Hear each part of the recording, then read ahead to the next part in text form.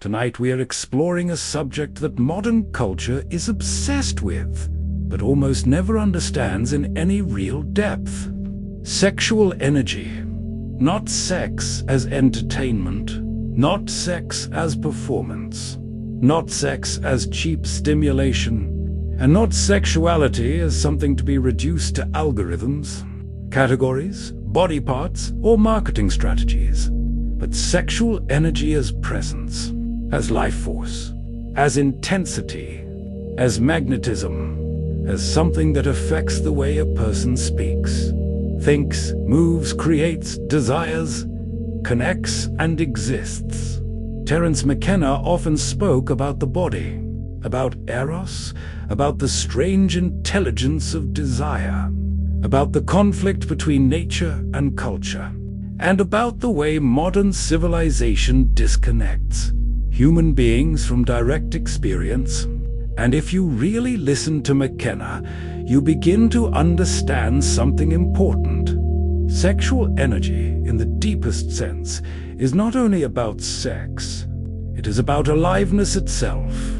It is about whether a person is fully here, whether they are embodied, whether they are internally divided or internally alive, whether desire has become something mechanical or something mysterious, whether Eros is dead inside them or still burning. So in this video, we are going to explore 10 signs that you may have high sexual energy through ideas associated with Terence McKenna's worldview. Number 1, you are deeply in your body. One of the clearest signs of high sexual energy is embodiment. You are not living entirely in your head. You are not just floating through abstractions, anxieties, fantasies, and mental noise. You are actually inside your body. You feel things. You notice tension. You notice temperature.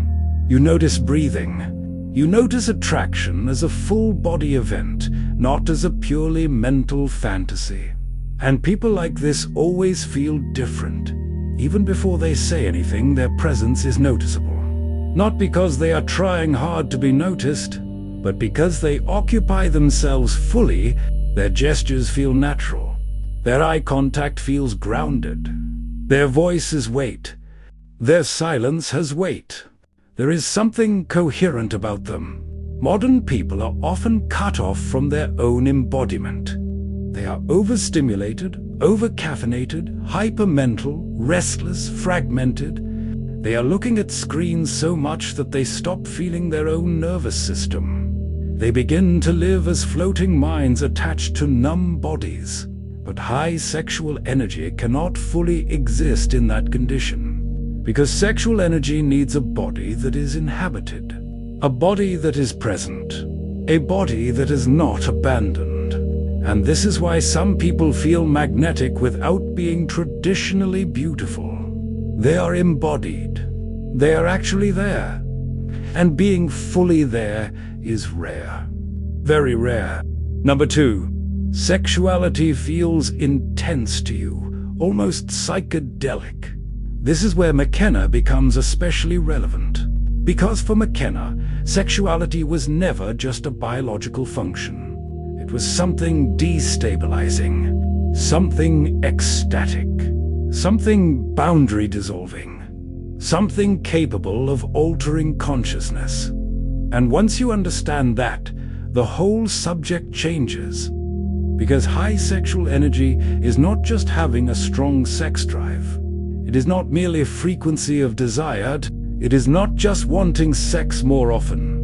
It is the intensity of the experience itself. Attraction hits hard. Presence feels charged. Chemistry feels almost unreal. A glance can feel electric. A conversation can feel altered. The body can become highly responsive, not only physically, but emotionally and psychologically. You may notice that desire changes your perception. It changes your mood. It changes how time feels. It changes how vividly another person appears in your awareness. And that is why, for some people, sexuality does not feel casual. It feels transformative. It feels risky. It feels powerful.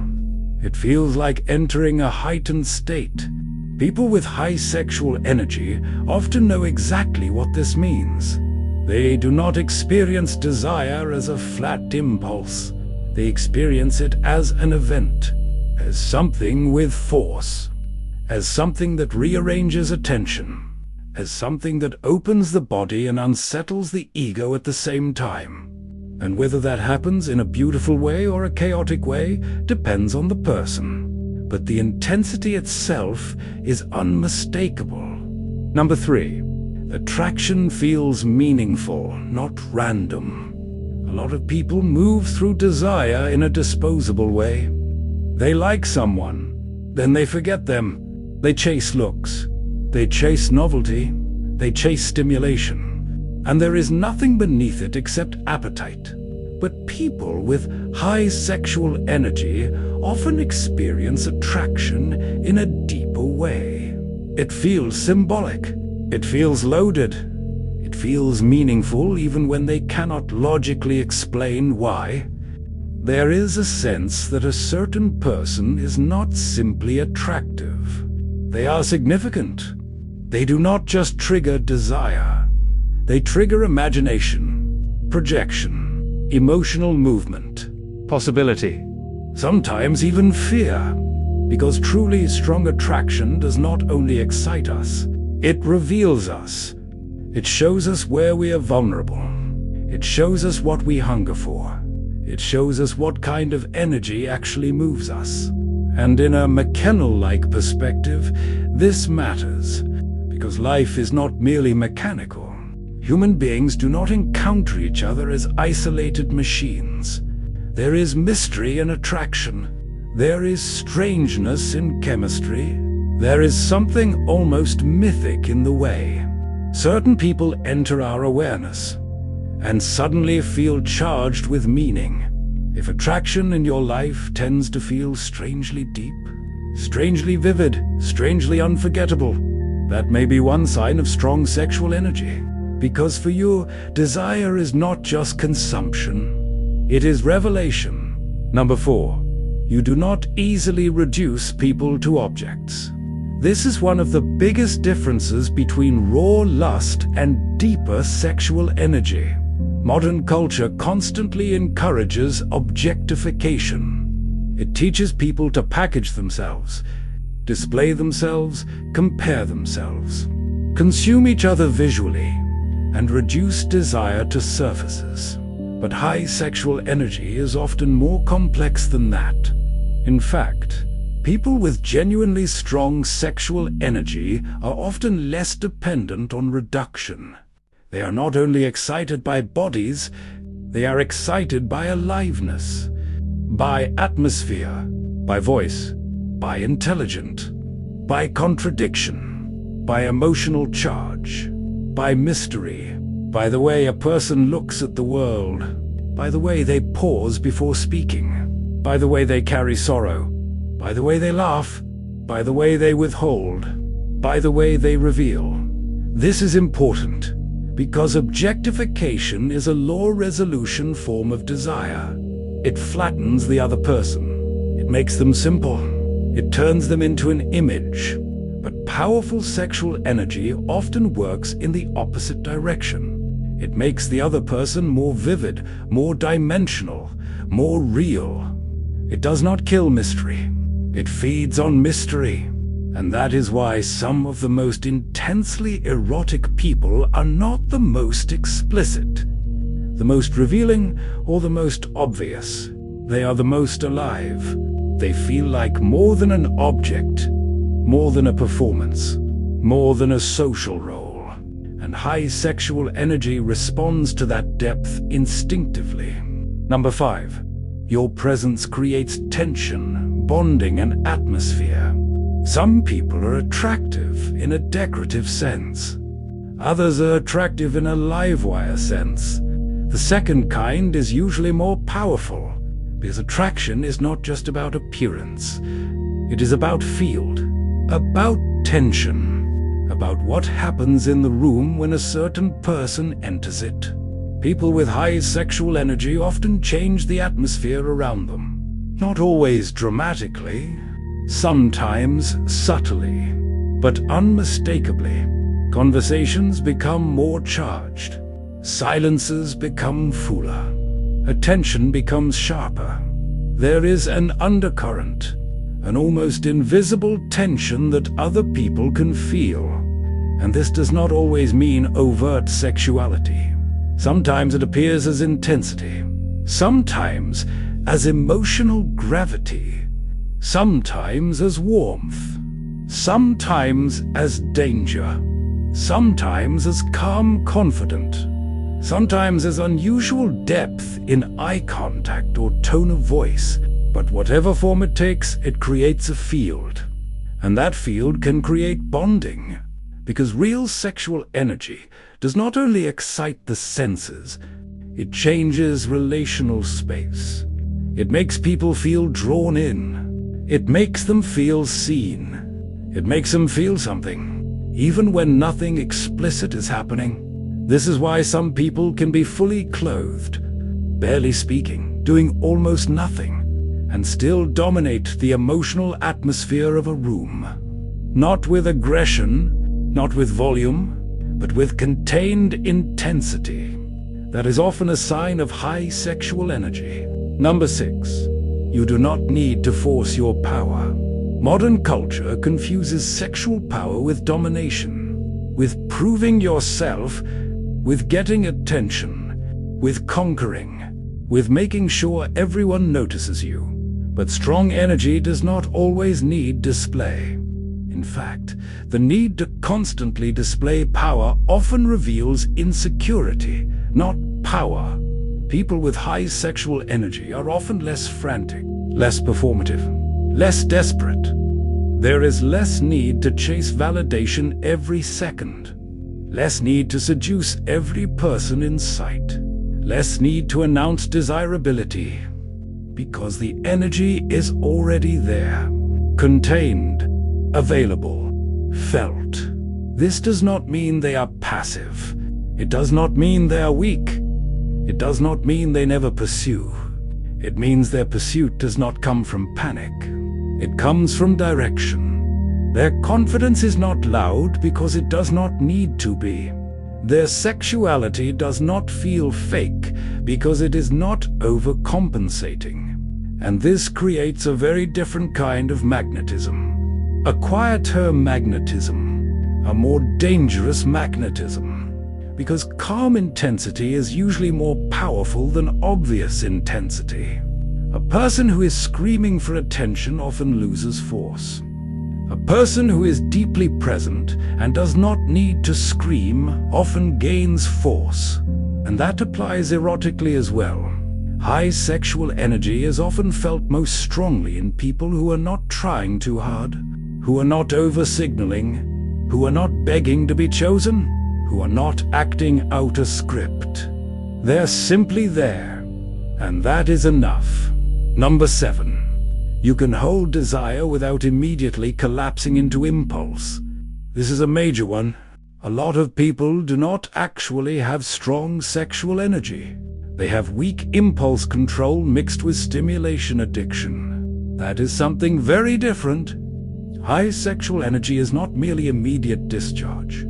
It is the capacity to hold charge, to contain it, to feel it fully without instantly obeying it, to let attraction build, to let tension exist, to let chemistry breathe, to remain conscious inside desire instead of becoming unconscious inside it.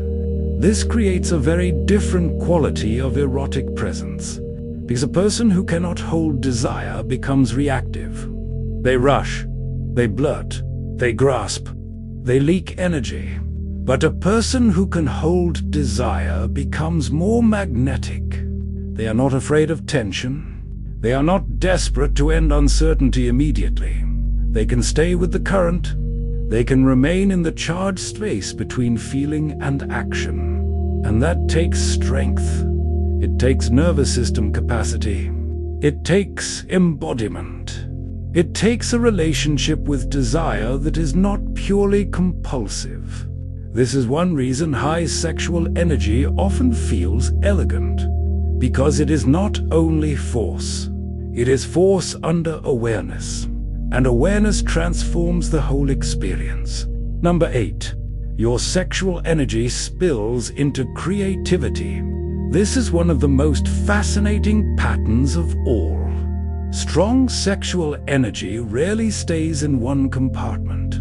It tends to overflow into art, into speech, into humor, into fashion, into performance, into imagination, into vision, into emotional intensity, into the way a person writes, dreams, speaks, moves, composes, seduces, and creates.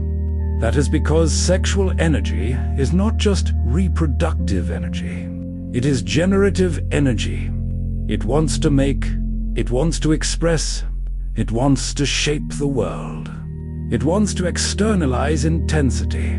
And when this energy is not only discharged physically, it often becomes creatively visible. Some people can feel it in musicians, in poets, in dancers, in great actors, in certain thinkers, in certain visionaries. There is a kind of overflow in them, a kind of seductive charge in their work. Not because the content is literally sexual, but because the life force inside it is strong. People with high sexual energy often bring this charge into everything. Their ideas feel alive. Their style feels intentional. Their humor carries heat. Their eye for beauty is sharper. Their sense of rhythm is stronger. Their imagination is more embodied. They do not just think about life. They animate it. And this is where sexuality becomes something much larger than private desire. It becomes a visible current in the whole personality. Number 9. You are less ruled by shame, numbness, and repression. Many people do not lack energy. They are blocked.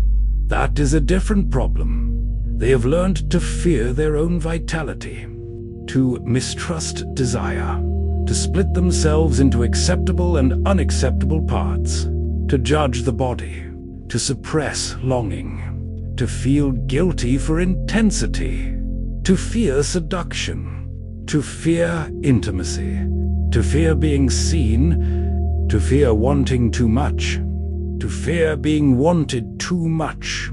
And all of this creates inner contraction, inner numbness, inner fragmentation. But people with high sexual energy often have a more direct relationship to the body. Not necessarily a perfect one, not necessarily a conflict-free one, but a more open one. The energy can move. It is not completely strangled by shame. It is not crushed by self-hatred every time desire appears. There is less internal censorship, less inner freezing, less disgust toward one's own vitality. And because of that, the person feels more alive. Even their flaws can feel alive. Even their uncertainty can feel alive. Why? Because repression deadens. But allowed energy moves, and movement is attractive, not because it is polished, but because it is real. Some of the most magnetic people are not the most socially perfect. They are the least dead inside. Number 10. You are drawn toward what is real, not what is merely stimulating. This may be the deepest sign of all. At a certain point, strong sexual energy makes a person more selective. Not less sexual, more selective, because they begin to feel the difference between stimulation and truth. This changes everything. A person with high sexual energy may stop being impressed by what impresses everyone else. They may stop chasing the most obvious forms of desirability. They may stop wanting what culture tells them they should want, because their body begins to tell them a different story. Their body begins to want something real. And this is very important, because the modern world offers infinite stimulation. But stimulation is not the same as energy. Stimulation is cheap, and people with high sexual energy eventually become sensitive to this difference. They stop wanting endless quantity. They begin wanting unmistakable quality, because the stronger the energy, the less satisfying fake experiences become. High sexual energy is not just about wanting more. So if we bring all of this together, what do we see? We see that high sexual energy is not just libido. It is intensity. It is a meaningful attraction. It is the refusal to flatten people into objects. It is the ability to generate atmosphere. It is contained power. It is creative overflow. It is reduced shame. It is stronger presence. And it is a deep hunger for what is real. In a world that is constantly trying to simulate desire, real desire becomes rare. In a world full of images, real energy becomes rare. In a world full of performance, real presence becomes rare. And that is why strong sexual energy is immediately felt, even when nobody can explain it, even when nothing explicit is happening, even when no one says a word. Because real energy does not need to advertise itself.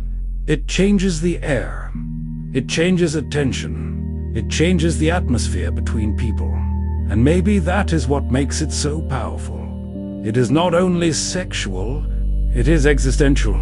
It tells you whether someone is truly alive. And if you recognized yourself in several of these signs, then maybe your sexual energy is not something shallow at all. Maybe it is one expression of your life force. Maybe it is one expression of your creativity. Maybe it is one expression of your presence. Maybe it is one expression of the mysterious intensity of being fully human. And maybe the real question is not how to fake it, but how to protect it, how to deepen it, how to stop wasting it, how to stop fragmenting it, how to stop handing it over to dead habits, dead fantasies, and dead forms of culture. Because once sexual energy becomes conscious, it stops being merely appetite. It becomes power, quiet power, creative power, relational power, psychological power. A force that can either be wasted in distraction or transformed into magnetism, intimacy, depth, and creation. And perhaps that is why this subject matters so much. Because sexuality, in the deepest sense, is not only about what you do, it is about how much of yourself is actually alive.